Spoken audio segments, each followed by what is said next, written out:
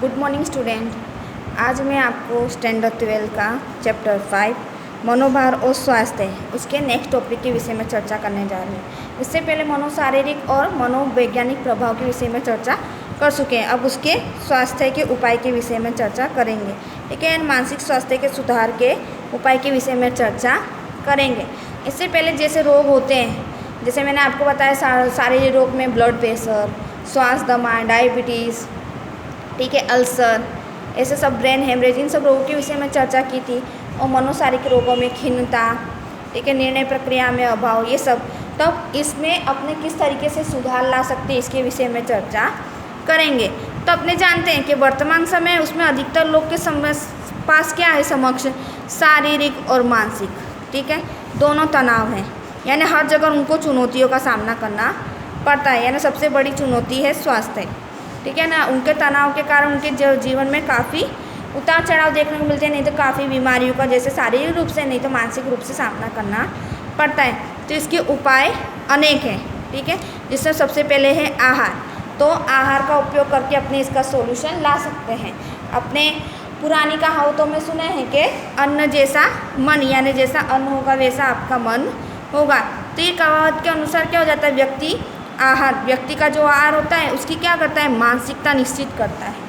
जैसे आज के ज़माने में लोग जंक फूड ये सब ज़्यादा खाने लगे हैं, तो क्या होता है, एसिडिटी हो रही, जिसके कारण वो परेशान रहते हैं। ठीक है, फास्ट फूड, पैकेट, इन सब का उपयोग करते हैं। पर इन सब से हमको क्या रहना चाहिए, दूर रहना चाहिए। हमको कैसा नाश्ता करना चाहिए, नहीं तो खाना खाना चाहिए संतुलित, सादा, ठीक है, जिसमें आवश्यक मात्रा में मिनरल्स हो, प्रोटीन हो, ठीक है, कैलोरी वाला खाना हो, चर्बी हो, जिसमें शर्करा का प्रमाण कम हो, जिससे आपको डायबिटीज़ ना हो सके।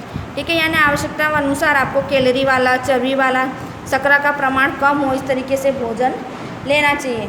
तो जो आप भोजन लेते हैं उसमें कैसे होता है, रासायनिक परिवर्तन देखने को मिलता है। आवश्यक जो रसायन होते हैं उसमें कमी हो, नहीं तो उनका परिणाम बढ़ता है। तो किससे, उससे क्या होता है, हमारे शरीर को नुकसान पहुँचता है। और नुकसान होने से तो हमको क्या करना चाहिए कि उससे हम बीमारी का सामना करते हैं। तो हमको क्या करना चाहिए, ऋतु के अनुसार, ठीक है, नहीं तो हमारे शरीर के अनुसार हमें ताज़ा, हल्का और मौसम के अनुसार भोजन करना। तो ये इस तरीके से भोजन करेंगे तो हम बीमारियों का सामना कर सकेंगे, फिर वो मानसिक हो या शारीरिक हो। दूसरा, व्यायाम। सब जानते हैं कि व्यायाम, नॉर्मली बात है कि व्यायाम सबसे अच्छा तरीका है। किस लिए तरीका है, शरीर को स्वस्थ रखने का। नियमित व्यायाम करने से मानसिक स्वास्थ्य क्या होता है, अच्छा होता है। नियमित व्यायाम करने से क्या होता है, स्नायु जो तनाव मुक्त हो जाते हैं। ठीक है, तो प्रत्येक व्यक्ति को कम से कम 40 मिनट तक व्यायाम करना चाहिए, नहीं तो खेलकूद में इंटरेस्ट लेना चाहिए, नहीं तो खेलना कूदना चाहिए। नियमित रूप से व्यायाम करते हैं तो क्या होता है, व्यक्ति तनाव मुक्त होता है। उसकी जो आप जानते हो कि उसका जो खून का परिभ्रमण होता है वो पूरे शरीर में चलता है, जिससे क्या होता है, आपके जो शरीर का कचरा होता है वो जल्दी साफ होता है। जो आपका पसीना निकलता है वो अपने बोलते हैं ना कि वो शरीर का कचरा होता है, ठीक है। और एड्रेनलिन की मात्रा खून में बढ़ती है, जिससे क्या होता है, अपने जो मानसिक स्वास्थ्य होता है वो स्वस्थ होता है। तो प्रत्येक व्यक्ति को रोज़ 40 मिनट जितना क्या करना चाहिए, व्यायाम करना चाहिए। नेक्स्ट टॉपिक है योग और ध्यान। योग और ध्यान को तो विश्व के लोगों ने भी उसको माना है, इसलिए अपने 21 जून को विश्व योग दिवस घोषित किया गया है। यानी 21 जून को समग्र विश्व योग दिवस बनाता है। तो वर्तमान समय में अधिकतर लोग तनाव में जीते हैं। तो तनाव में जीने से नहीं तो उसका जो भी दूर करना हो तो उससे क्या होता है, लोगों को विपरीत प्रभाव पड़ते हैं। इसको दूर करने के लिए लोगों को नहीं तो हमको भगवान ने अच्छी देन दी है। कौन सी देन दी है, योग और ध्यान। पतंजलि के ऋषि हैं, ठीक है, जो महान ऋषि मुनि है, उन तपस्वियों ने भी इस भेंट को स्वीकार किया गया है। कौन सी, योग और ध्यान को। ध्यान को करने से क्या होता है, मन को परम शांति मिलती है। आप में जो एकाग्रता है वो बढ़ती है, ठीक है। आप एक जगह ध्यान नियंत्रित कर सकते हो। यानी ध्यान और योग के कारण आपका मन और तन दोनों तनाव मुक्त होते हैं और शारीरिक समस्या कम होती हैं। आपका ध्यान केंद्रित होता है। इसी तरीके से अनेक लक्षण उसके देखने को मिलते हैं, आप तनाव मुक्त बनते हो। नेक्स्ट टॉपिक है जीवन शैली में परिवर्तन। जीवन शैली में परिवर्तन। आप जानते हो कि पहले लोग कहाँ रहते थे, गाँव में रहते थे।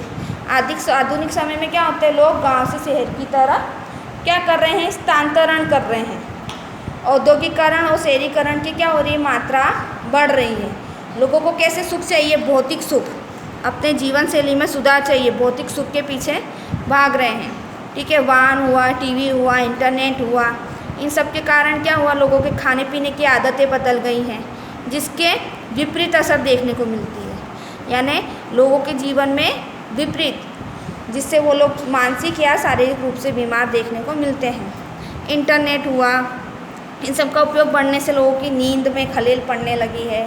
नींद का प्रमाण कम हो रहा है, लोग रात को देर तक जागते हैं, सुबह में देर से उठते हैं, कसरत नहीं करते हैं। ठीक है, तो ये क्या होता है, मानसिक और शारीरिक दोनों रूप से वो लोग क्या करते हैं, असर करते हैं। यहाँ से मानसिक स्वास्थ्य को सुधारने के लिए भोजन, व्यायाम, जीवन जीने की रीति, सामाजिक संबंध, ये सब कार्य क्या होते हैं, जरूरी होते हैं, जो शरीर के लोगों के जीवन में परिवर्तन लाते हैं। अब आधुनिक समय में क्या हुआ है, जैसे लोग शहरीकरण किया है तो लोग फास्ट फूड खाने लगे हैं, जंक फूड खाने लगे हैं, रात को देर तक सोते हैं, सुबह देर से उठते हैं, व्यायाम नहीं करते। तो इन सब के कारण क्या होता है, उनमें उनके जीवन में परिवर्तन देखने को मिलता है। और परिवर्तन देखने के कारण उनमें क्या होता है, मानसिक रोग से दूर होते हैं। तो हमको जो जीवन शैली में परिवर्तन है वो बदलना चाहिए, जिससे आप मानसिक रूप से स्वस्थ रह सको। अब है शिथिलाकरण की प्रयुक्ति।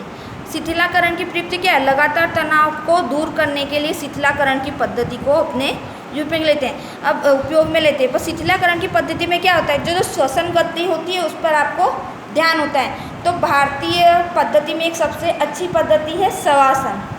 ठीक है, जिसको हम लोग शिथिलाकरण की पद्धति के रूप में जानते हैं। अब शिथिलाकरण के लिए क्या होता है, शवासन की जो भारतीय पद्धति है उसमें क्या करते हैं, आपको पता है शवासन में क्या होता है, इंसान सीधे लेट जाता है, आवश्यक अनुसार अपनी श्वास रोकता है और फिर छोड़ता है, यानी शवासन। इससे क्या होता है, इसको करने से ठीक है, आपका जो शरीर के स्नायु होते हैं, शारीरिक तंत्र होते हैं, विचार एवं मन को आराम मिलता है, आपको ताजगी का अनुभव होता है और मन के जो विचार होते हैं वो कम होते हैं, नहीं तो मन शांत होता है। यानी शिथिलाकरण की प्रवृत्ति में ये देखने को मिलता है, जिसको हम शवासन पद्धति के द्वारा करते हैं। शिथिला में स्थिर होना, तो शिथिलाकरण की पद्धति। इसके बाद अपने नेक्स्ट पॉइंट लेते हैं सकारात्मक अभिगम। सकारात्मक मीन्स पॉजिटिव थिंग, नकारात्मक अभिगम यानी नेगेटिव थिंग। तो हमको हमेशा कैसा रखना चाहिए, सकारात्मक यानी पॉजिटिव थिंक रखना चाहिए। सकारात्मक अभिगम वाला व्यक्ति आशावादी होता है। किस तरीके से आशावादी हुआ, आपके सामने कोई भी समस्या आई, नहीं तो कोई बीमारी आई तो क्या बोलोगे, हाँ सही हो जाएगी, सही हो जाएगी, हाँ इस समस्या का समाधान मैं ले आऊँगा, वो आशावाद होता है। ठीक है, तो उसके क्या होते हैं, विचार कैसे होते हैं, पॉजिटिव होते हैं। और जैसे उसके विचार होते हैं वैसे वो अपने आसपास का वातावरण देखता है, जिससे क्या हुआ, डिप्रेशन हुआ, हृदय रोग हुआ, खून का ऊंचा दबाव हुआ, इस सब का प्रमाण क्या होता है, कम होता है। किससे, सकारात्मक अभिगम से। जिसमें सकारात्मक पॉइंट देखने को मिलते हैं उन सब में ये प्रमाण देखने को मिलता है। अगर नकारात्मक होगा तो क्या विचारेगा, नहीं मैं इसको सोल्व नहीं कर पाऊँगा, तो क्या होता है उसके ऊपर और टेंशन बढ़ता जाता है, और टेंशन बढ़ता है तो वो बीमारियों का शिकार होता जाता है। और सकारात्मक व्यक्ति को क्या बोलता है, हाँ ये तो हो जाएगा, हाँ ये हो जाएगा, तो उसके पास पॉजिटिव होती है, तो उस पर वो बीमारी से का प्रमाण कम देखने को मिलता है। जैसे फॉर एग्जांपल अपने ले लेते हैं, एक अपना आप आगे भी सुन चुके हो कि पानी का आधा भरा हुआ ग्लास है, तो आप रख देते हो किसी के सामने, तो जो सकारात्मक व्यक्ति होंगे वो क्या बोलेंगे, कहाँ ये ग्लास तो आधा भरा हुआ है, तो ये क्या हुई, पॉजिटिव थिंग हुई, सकारात्मक विचार श्रेणी हुई। और काफ़ी लोग क्या बोलेंगे, नहीं ये ग्लास तो आधा खाली है, ठीक है, वो नकारात्मक श्रेणी हुई। पर जितना आपके पास है उसके बारे में सोचो, जो नहीं है उसको छोड़ो, तो उसको सकारात्मक अभिगम से क्या होता है, मानसिक स्वास्थ्य में अपने सुधार ला सकते हैं। नेक्स्ट पॉइंट, संगीत। संगीत को सुनते भी कोई भी समस्या होती है उस पर अपने रिलैक्स करते हैं, यानी आपका मन शांत हो जाता है। सॉरी, संगीत मन का भोजन है, इस तरीके से अपने सुना है कि संगीत सुनते हैं तो अपना मन तृप्त हो जाता है, अपने मन को शांति मिलता है। तो संगीत से क्या होता है, मस्तिष्क की जो तरंगे होती है उसमें परिवर्तन किया जा सकता है। यानी अगर आप कोई भी डिप्रेशन में हो, अगर थोड़ी देर के लिए संगीत सुन लेते हो तो वो थोड़ी देर के लिए गायब हो जाता है, फिर आपका मन शांत होने से फिर जो समस्या है उसको आप शांति से सोल्व कर सकते हो। संगीत से एकाग्रता में बढ़ोतरी होती है, विचार शक्ति उत्तेजित होती है, मन शांत होता है। एक अध्ययन किया गया है, नहीं तो प्रयोग किया गया है कि संगीत से जैसे कैंसर, खिन्नता, अनिद्रा जैसे रोगों का विधायक प्रभाव देखने को मिला। विधायक प्रभाव यानी कैसे? जैसे कैंसर से बीमारी रोग हुए तो लोगों में क्या होता है, जीने की आशा नहीं होती है, क्या बोलते हैं अब हमको कहाँ ज़्यादा जीना है, ठीक है। तो उसमें क्या उन लोगों में निषेधात्मक प्रभाव देखने को मिलते हैं। तो अगर वो संगीत सुनते हैं तो उनमें विधायक प्रभाव यानी जीने की इच्छा बढ़ती है। यानी ये एक वो किया गया है, सर्वे किया गया है जिसमें ये देखने को मिला है। संगीत से क्या होता है, आपका मन शांत होता है, आप में स्थिरता देखने को मिलती है, सृजनात्मक शक्ति बढ़ती है, आपकी रोग प्रतिकारक शक्ति बढ़ती है। यानी ये सब प्लस पॉइंट देखने को मिलते हैं। यानी संगीत सुनने से मानसिक स्वास्थ्य में सुधार लाया जा सकता है।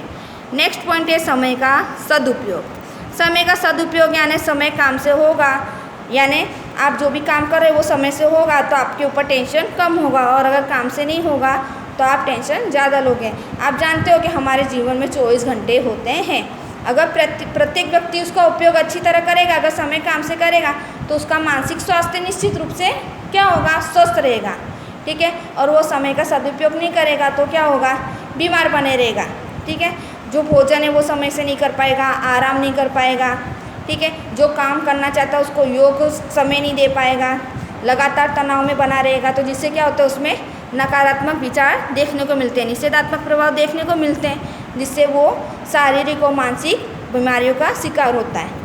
और अगर योग रूप से अगर समय का सदुपयोग करेगा तो उसके कार्य हमेशा समय पर होंगे, वह आराम कर सकेगा, मनोरंजन कर सकेगा, समाज को समय दे सकेगा, और वो क्या होगा, परिणाम स्वरूप स्वस्थ होगा। जैसे फॉर एग्जाम्पल मैं बताती हूँ कि आपको पता है कि हमारी एग्ज़ाम आने वाली, तो अगर आप अभी से प्रिपरेशन करोगे, ठीक है, तो क्या हुआ, आपने समय का सदुपयोग किया। तो जब एग्ज़ाम आती है तब आप प्रेशर में नहीं रहोगे, डिप्रेशन में नहीं रहोगे, अच्छी तरह से खाओगे, पियोगे, मनोरंजन करोगे। और आप अभी उपयोग नहीं कर रहे हो, पढ़ाई नहीं कर रहे हो, तो क्या होगा, एंड टाइम पे जब पढ़ने बैठोगे तो आप पे क्या होगा, डिप्रेशन बढ़ेगा। डिप्रेशन बढ़ेगा कि हाँ हमने ये याद नहीं किया, तो उस चक्कर में कि आप खाना भी नहीं खाते हो, किसी एक्टिविटी में भाग भी नहीं लेते हो, आराम भी नहीं करते हो, तो उससे क्या होता है, आपका तनाव बढ़ता है और आप बीमार पड़ते हो। यानी समय का सदुपयोग, यानी आगे जो बीमारियां चलाई हैं उसके लिए अपने मानसिक स्वास्थ्य के विषय में चर्चा की है। मानसिक सुधार के उपाय कौन कौन से हैं?